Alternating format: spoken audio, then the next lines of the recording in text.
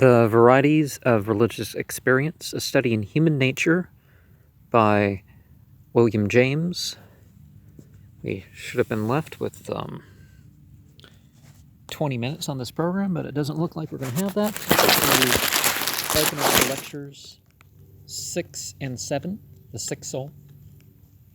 At our last meeting, we considered the healthy-minded temperament, the temperament which has a constitutional incapacity for prolonged suffering, and in which the tendency to see things optimistically is like a water of crystallization in which the individual's character is set.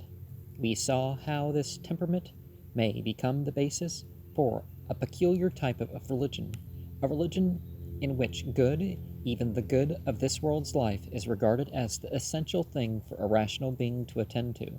This religion directs him to settle his scores with the more evil aspects of the universe by systematically declining to lay them to heart, or make much of them by ignoring them in his reflective calculations, or even on occasion by denying outright that they exist.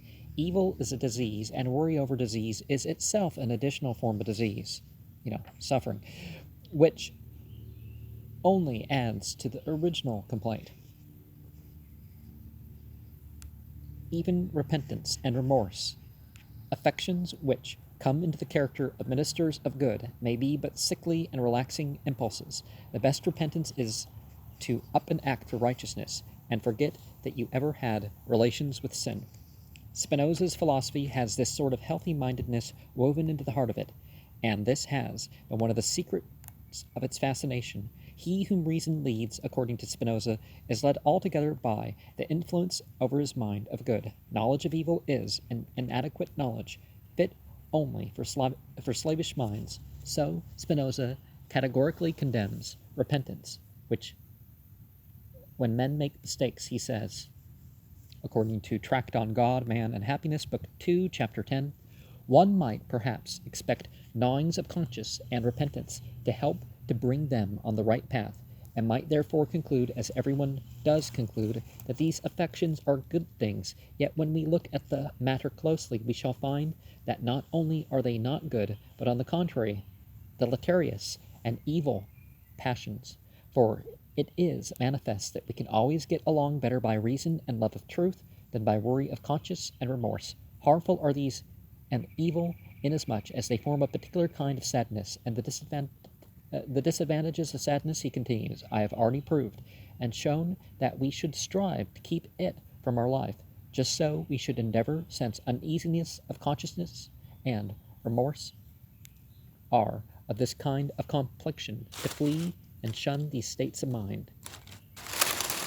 Yeah, the conscious that focuses and keeps one from doing what one should be doing. Yeah. It's called suffering.